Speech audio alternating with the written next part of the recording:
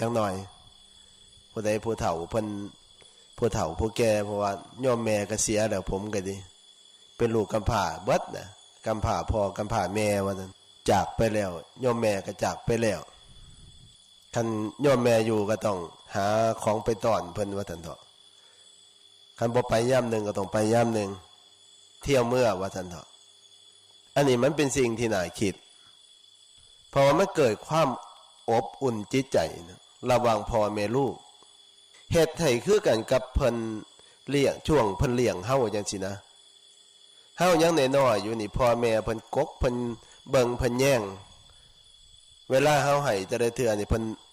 อุ้มปรับใส่อกซ้อมไม่ออกมาวัดมาว่าจังว่าเด็กน้อยให้มันบ่ได้ว่าหยังมันดื้อก็บ่ได้ว่าหยังมันสิฮ้องมันสิเว้าเล่นก็บ่ได้ว่าหยังเด็กน้อยมันเป็นตาเบิ่งเป็นตาฟังมันให้ก็เป็นตาฟังเด็กน้อยให้มันบ่มีม่านย่าคือคนผู้ใหญ่นี่มันมีม่านย่ายิ้มก็ลางเทื่อมันก็ยิ้มแบบม่านย่าเว้ามันก็เว้าแบบม่านย่าตอนหน้าละครับบัดรับหลังแล้วพี่ลึกพี่โลแต่ว่าเด็กน้อยคันมันบ่พอใจมันก็แสดงออกโลดคันพอใจมันก็แสดงออกโลดตรงไปตรงมามันจึงเป็นหน้าหักให้ก็เป็นตาเบิ่งเด็กน้อยหัวก็เป็นตาเบิ่งแต่ผู้ใหญ่เนี่ยม่านย่าบางคนตอนหน้าจังนึงรับหลังอีกจังนึงคันเว้าแล้วครับโดยแค่หน่อยบัดถ้าไกลออกแน่หน่อยนึงเนี่ยมันบ่รักษาสัจจะจะว่าเพิ่นกล่าวไว้ในบทนึงว่าอิทังขันธปัญจกังอันว่าขันธปัญจกนี้ใดเพิ่นกล่าวไว้นี่มนุษย์สาคืออันว่ามนุษย์ทั้งหลาย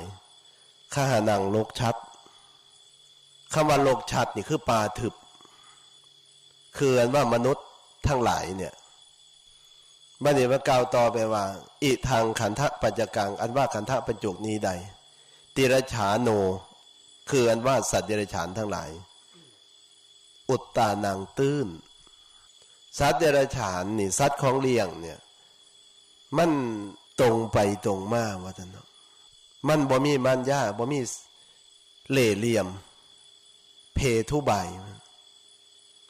มันบ่ล้อแหละแต่ว่ามนุษย์เฮาเนี่ยปากกับใจนะอันนี้เป็นกล่าวไว้อย่างสั้นเด้อันนี้สำหรับบุคคลผู้ไม่เป็นท่าหรอกบุคคลที่บ่เป็นท่าสิเป็นอย่างสั้นอันนี้เว้าปาลบปันฟังเพราะเนื่องจากมื้ออื่นเป็นวันแม่เนาะติรฉานโนคือว่าสัตว์เดรัจฉานทั้งหลายอุตตานังตื้นอีทางขันธปัญจกังอันว่าขันธปัญจกนี้ใดมนุษย์สาคืนว่ามนุษย์ทั้งหลายข้าหานังลกชัดอันนี้เพิ่นปาลบไว้ในถ้ำว่าซั่นเถาะให้พวกเฮาทั้งหลายได้เป็นข้อคิดสำหรับคนจริงแล้วเนี่ยบ่เป็นคือเพิ่นเว้าคนจริงเนี่ยคนตรงไปตรงมาก็บ่อึดบ่อยากแต่เพิ่นเปรียบเทียบคนบ่ได้เรื่องบ่ได้เล่ามันขี้ไล่กว่าสัตว์เดรัจฉานขี้ไล่กว่าสัตว์เดรัจฉานสร้างความเดือดร้อนสัตว์เดรัจฉานมันบ่สร้างความเดือดร้อนให้แก่เจ้าของมันบ่มีม่านย่าสาไถอย่างหมาจังสิมันก็เฝ้าบ้านได้ถึงว่ามันเป็นหมาแต่มันก็บ่ได้เฮ็ดให้เจ้าของบ้านหนักใจพอมันก็ยังฮู้คุณเข้าของเจ้าของอยู่เจ้าของตีมันก็บ่แสดงส่วนมากมันก็มีแต่ลบแล้วไล่หนีมันก็แล่นขึ้นกลับมาอยู่นำเจ้าของคือเก่าแล้วบ่ได้สร้างความทุกข์ความเดือดร้อนให้แก่เจ้าของแต่ว่าคนเฮาบางคนถึงว่าสิเป็นลูกของพ่อของแม่พ่อแม่เลี้ยงมาด้วยความรักความแพง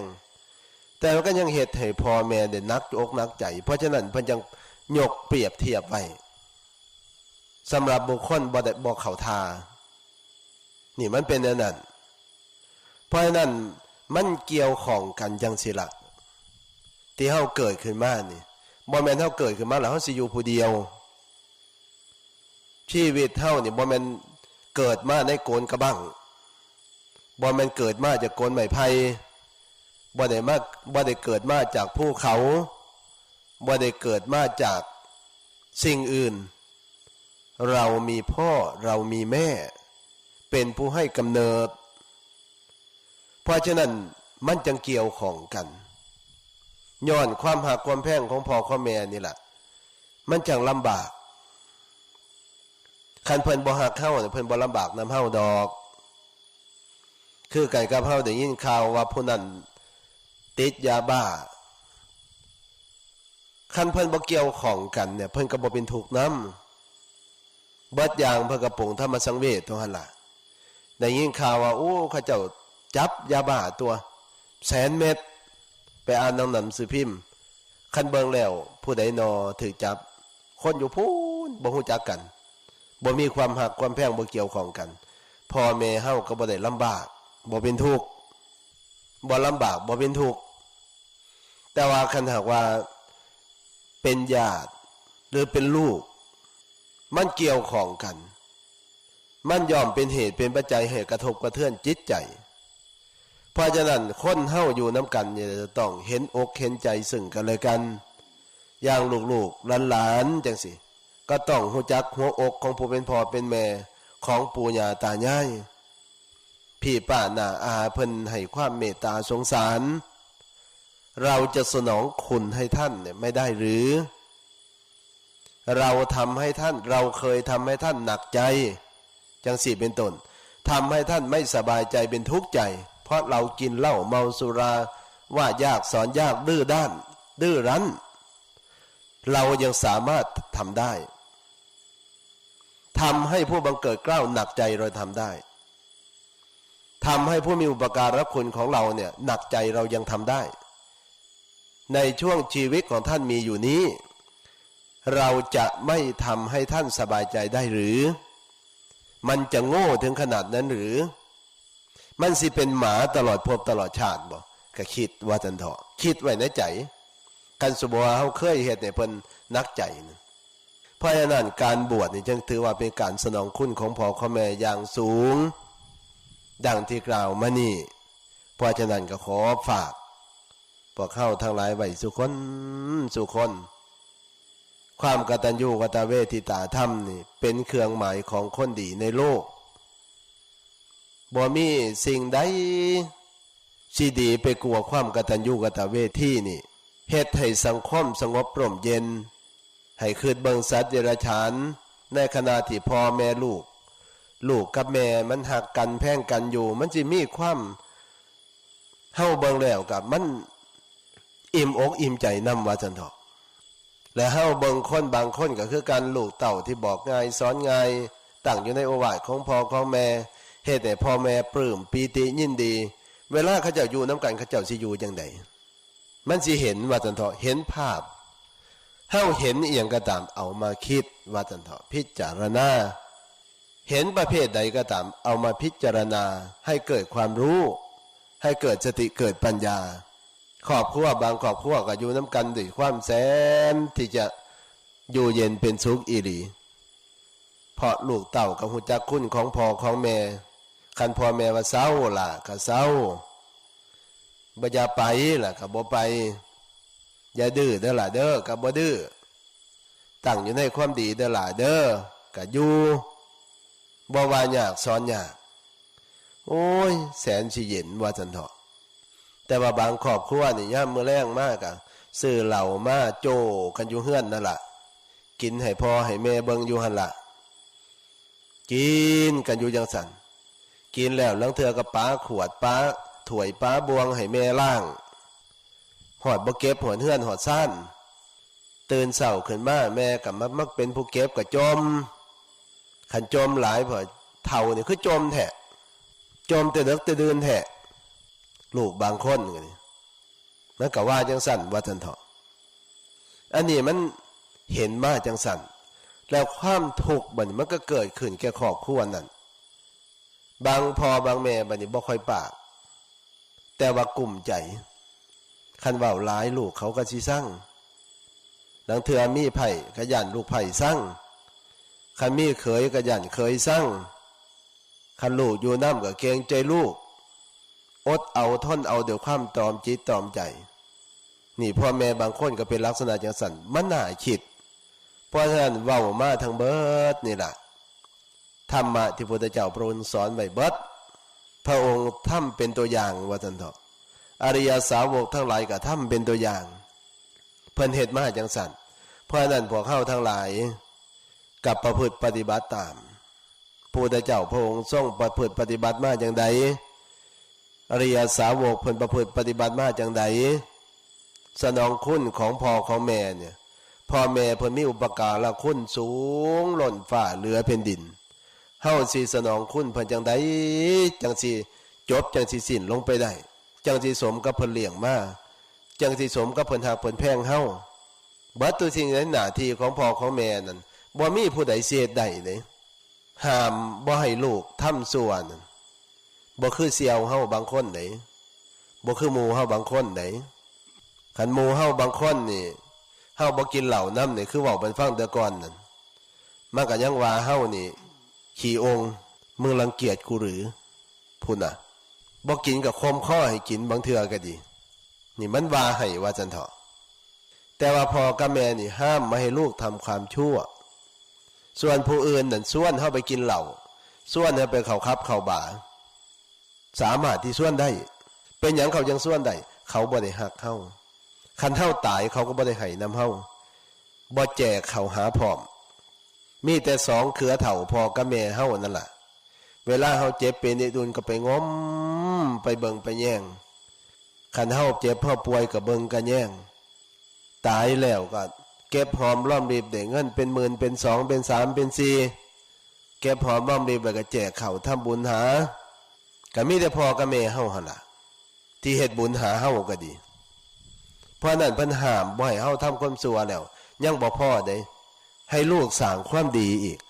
ให้ลูกสร้างความดีแล้วยังบ่พออีกเด้ยังเฮ็ดยังอีกย่านลูกโง่หน้าที่ของพ่อของแม่แหมให้ลูกได้บวชเรียนเขียนอ่านบัดนี้ให้ลูกได้รับการศึกษาเข้าโรงเรียนตั้งแต่เริ่มแรกเลยคู่มือนี่ตั้งแต่ผลอนุบาลผลก่อนเกณฑ์ผลย่านแต่ลูกย่านแต่หลานนี่โง่ผู้อื่นมันสิเสียให้เฮาบ่แล้วบ่มีทาง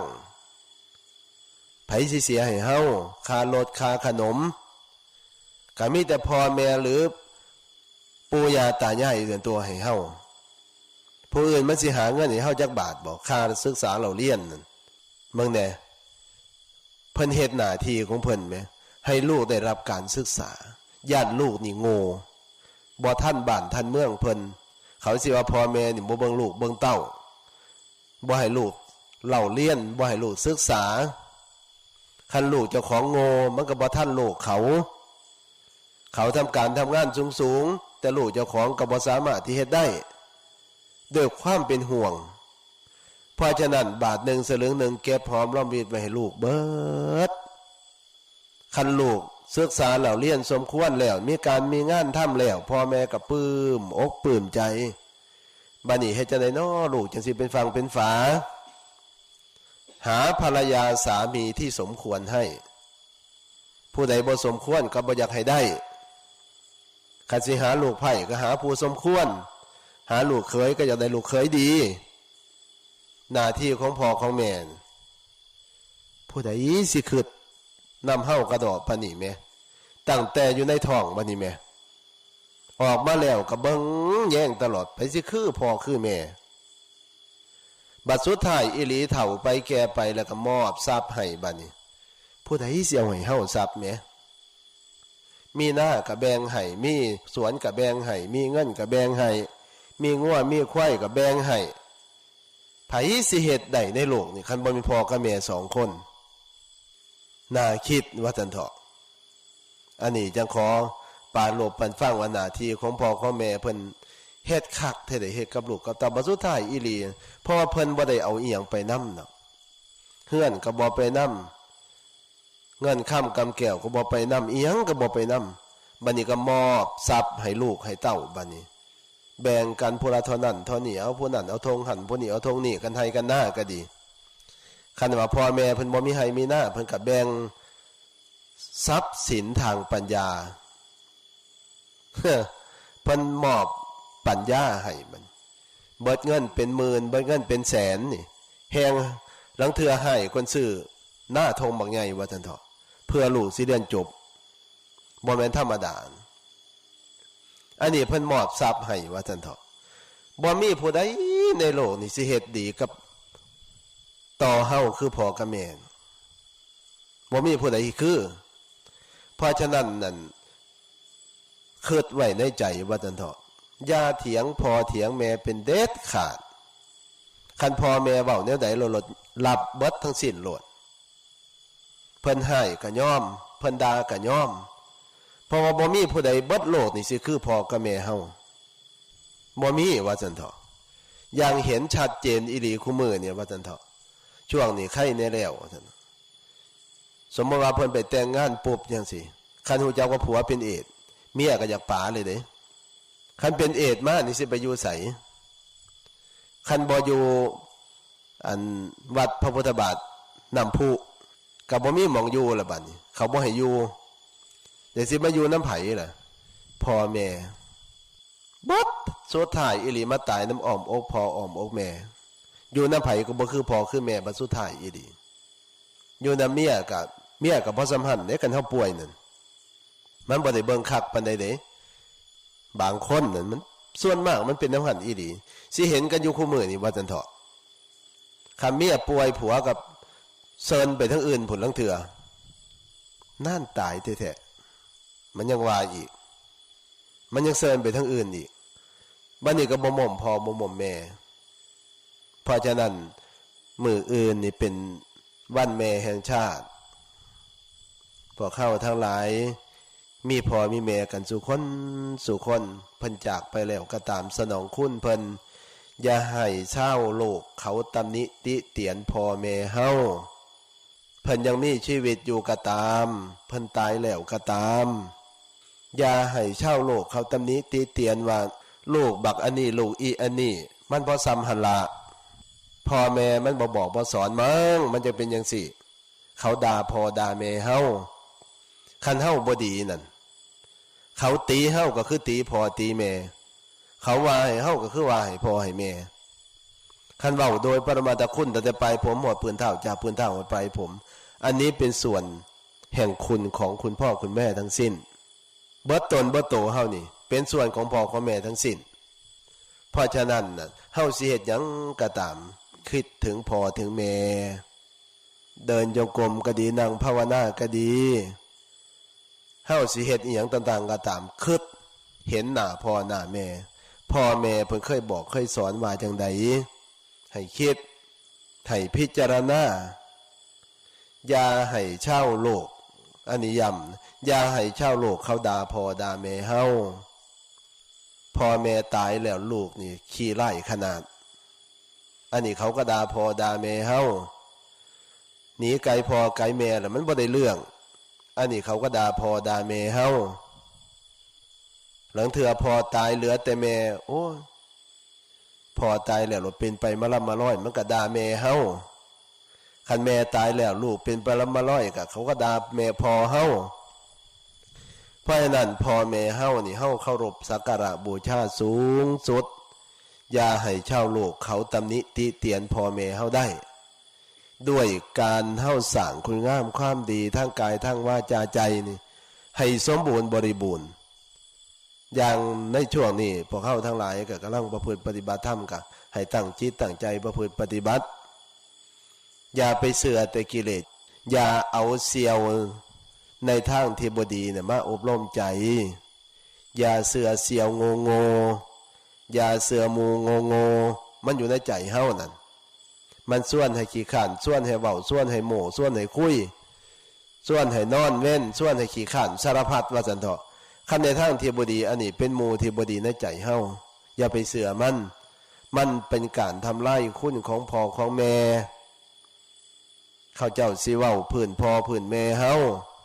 โยมพ่อโยมแม่เฮาหันยกเพิ่นไว้เหนือเก่าเหนือกระหม่อมกราบคู่มือไหว้คู่มือพยายามถนอมว่าซั่นเถาะด้วยการสร้างคุณงามความดีดังที่กล่าวมา อยากปราโลภมันฟังคันคุณธรรมตัวนี้เกิดขึ้นในใจของผู้ใดแล้วกาดอันอื่นหันสิคอยดีไปนำเบิดสุอย่างบ่ว่าการประพฤติปฏิบัติธรรมบ่ว่าการสั่งสมรมความงามความดีในเรื่องใดก็ตามสิคอยดีไปตามลำดับเจริญขึ้นตามลำดับในที่สุดกับความสงบความร่มเย็นก็เกิดขึ้นแก่สังคมเฮาที่เว้ามามื้อนี้ก็เห็นว่าสมควรแก่เวลาก็ขอยุติไปเพียงเท่านี้ในท้ายที่สุดนี้ขออนุภาพบารมีคุณพระศรีรัตนตรัยคือคุณพระพุทธเจ้าพระธรรมพระสงฆ์คุณบิดามารดาคือพ่อแม่ของเฮาทั้งหลายที่เพิ่นได้บำเพ็ญมาเพิ่นเลี้ยงลูกเลี้ยงเต้ามาคุณครูประชาอาจารย์ที่เพิ่นแนะนำพร่ำสอนพวกเฮาทั้งหลายมาจงร่วมกันเป็นเดชะเป็นพระปัจจัยให้คณะครูบาอาจารย์พระสงฆ์สามเณรตลอดอุบาสกอุบาสิกาจงเจริญในธรรมของสมเด็จพระสัมมาสัมพุทธเจ้าตลอดไปขอให้เข้าถึงธรรมคืออริยมรรคอริยผลนำตนในผลจากความถูกถึงสุขไพบูรย์กล่าวคือมรรคผลนิพพานด้วยกันจงทุกท่านทุกคนเทอญ